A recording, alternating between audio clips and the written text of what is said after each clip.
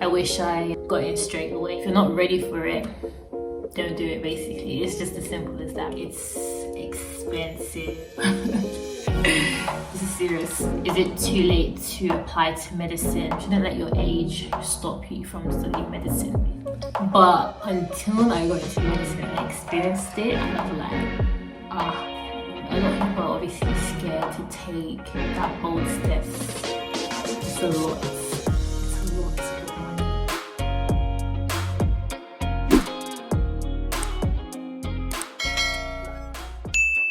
Hi guys, and welcome back to my channel. My name is Helena and I'm a fourth year medical student. So today's video is for those who are looking into applying to medicine as a graduate. So maybe you might have a undergrad degree, a master's, PhD, whatever degree it is, but you're looking at applying to medicine as a graduate. So I've got a few tips for you guys, things that I wish I thought about before I started, and also just tips in general that you guys should be aware of, just in case you are looking into applying into medicine and you're just wondering the things you need to factor in. Sit down, relax, and let's get straight into the video. But don't forget to like, share, comment, and subscribe to my channel, guys.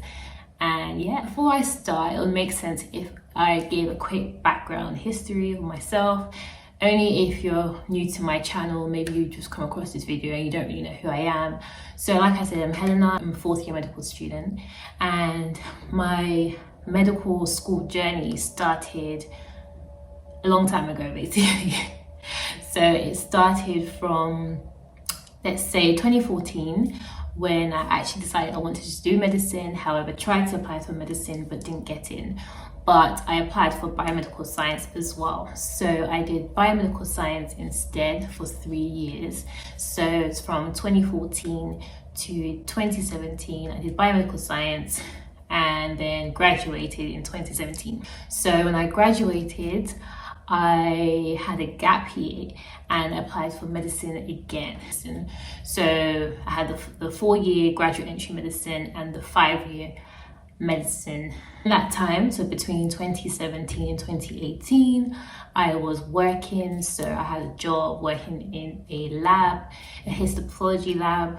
And then 2018, I got accepted into medical school. So started medical school in 2018. Then now in 2022, I'm in my 4th year. So if we want to calculate everything, so from 2014 to 2022 right now, if I'm right, that's 8 years. So far, I've spent 8 years trying to get to the point of being a doctor. Yeah, and it's not over because I still have another year. So I'm in a 5-year course at the moment. So if you calculate it, then it'll be 9 years. So 9 years in total.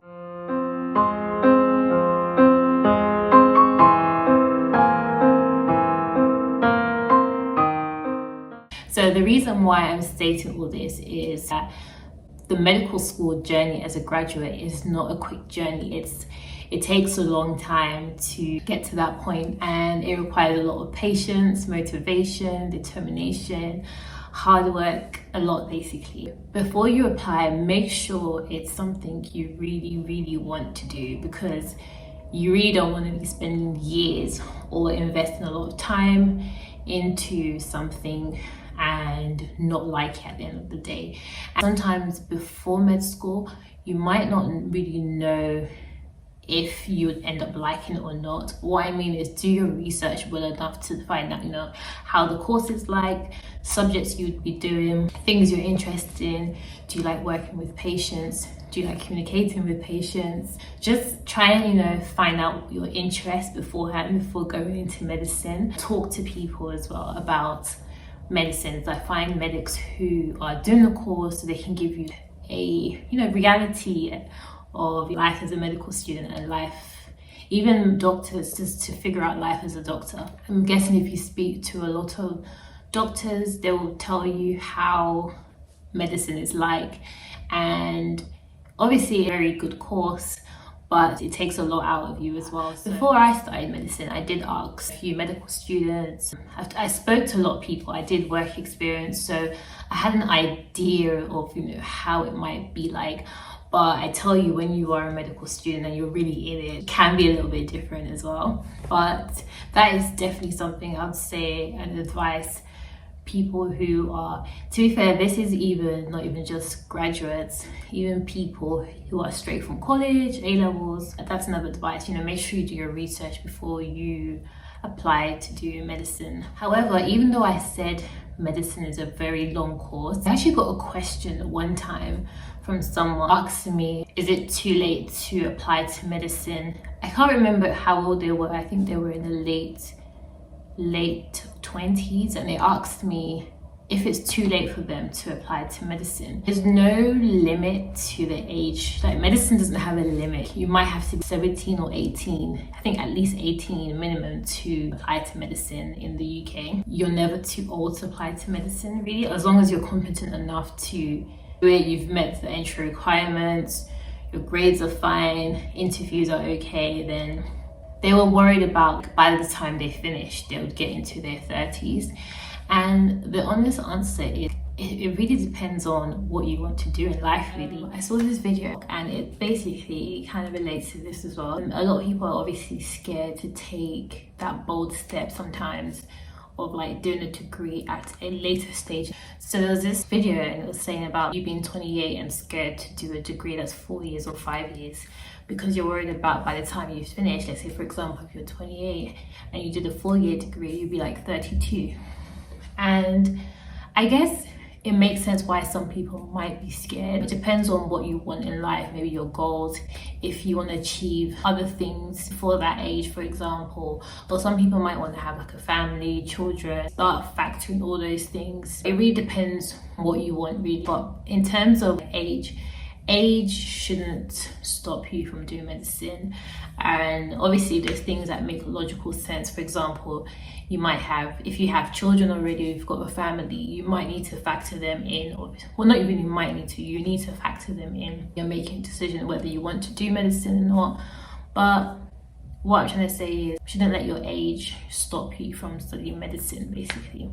The thing is, regardless, that age that you're worried about, you're still going to turn that age anyways. Like, why not just turn that age and become a doctor too? So yeah.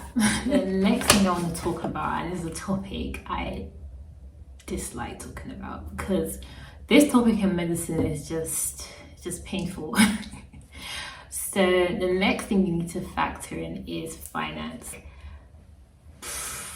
Medicine is expensive. It's expensive. The years range from 4 to 6 years. Some people get support from student finance, some people don't, and all of that can cost a lot of money. It can be a burden, guys, let me not even lie.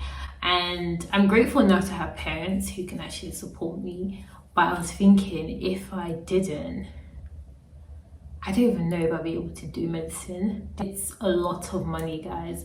And it's not even just the course, the fee. You have to pay for, so if you're living away from home, you have to pay for accommodation. You have to pay for like your, obviously, food.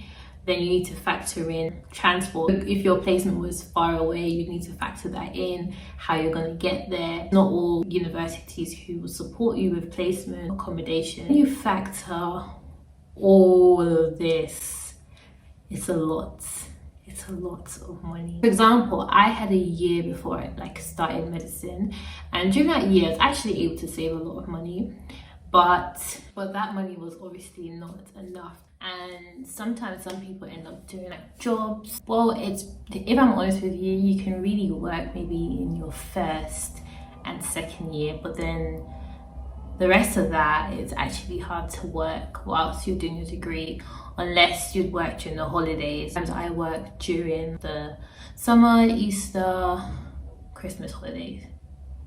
Yeah, really, because if you're on placement, you're most likely going to be on placement from Monday to Friday, and all you have to yourself really is Saturday and Sunday.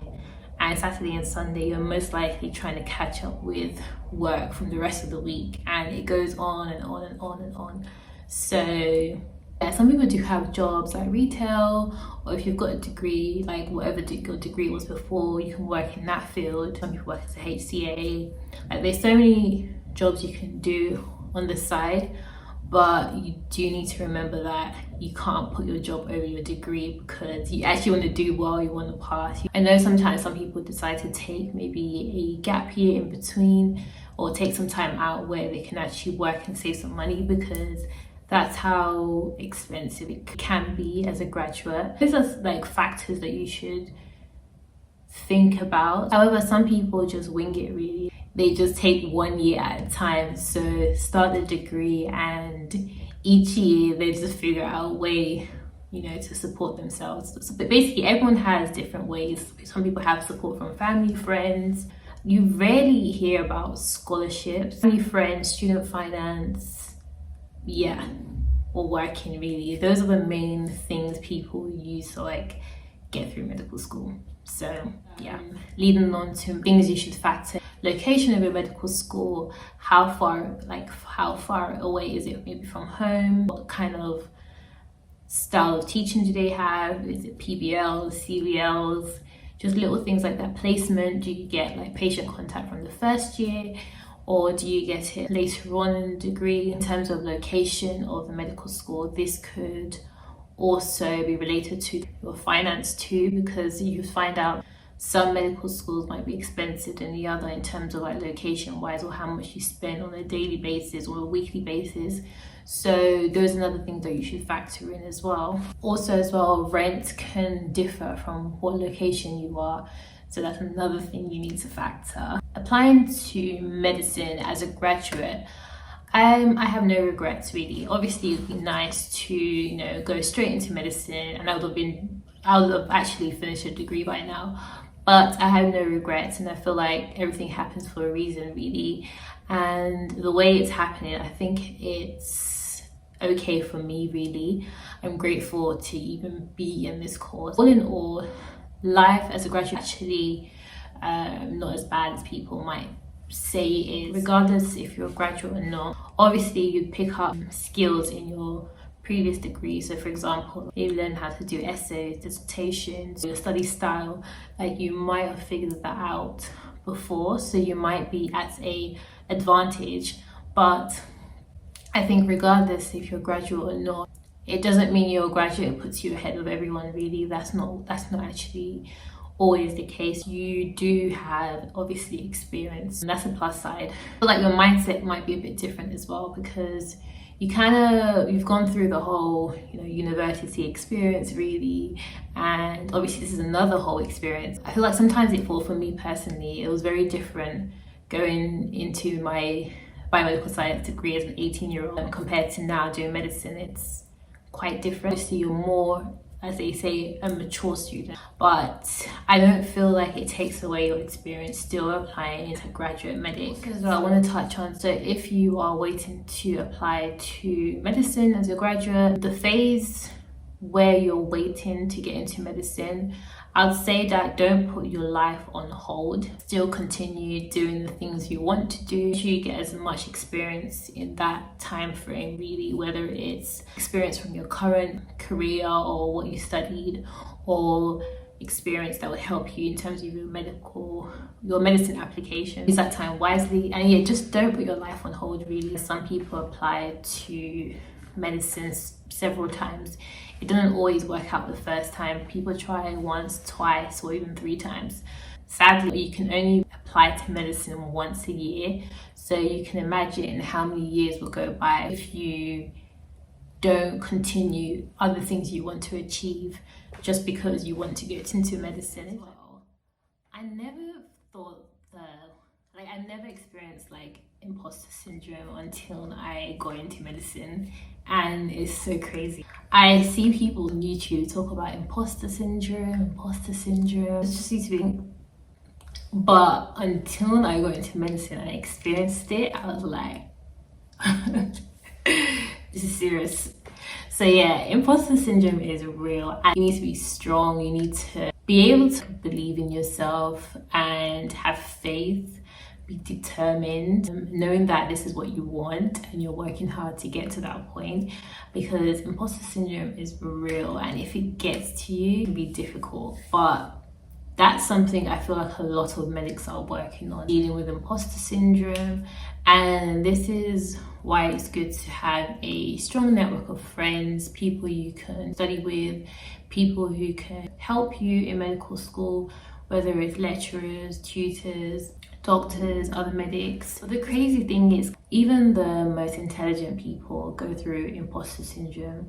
Albert Einstein had imposter syndrome. So it's like, it's crazy like how you can still doubt yourself even when you get this far. And I think this is where having faith in yourself and believing yourself comes in, and self-confidence. Imposter syndrome in medical school is real, but the most important thing is how to deal with it and how to work on yourself so you don't let imposter syndrome get to you. And this is not just graduates, this is for anyone really. I hope you guys enjoyed this video. I hope this video was helpful. Hopefully it's not a video that will scare you or push you away from medicine, but actually a video that will help you think about things before you consider applying to medical school. And most of the things that I listed are relatable to me, things that I've experienced during medical school as a graduate, and I just thought that this would be useful to share. I hope if you're applying for medicine this year, I hope it goes well for you guys. And hi guys, sorry I had some issues with the outro, but I hope you guys enjoyed this video. Don't forget to like, share, comment and subscribe, and I'll see you guys in my next video. Bye guys.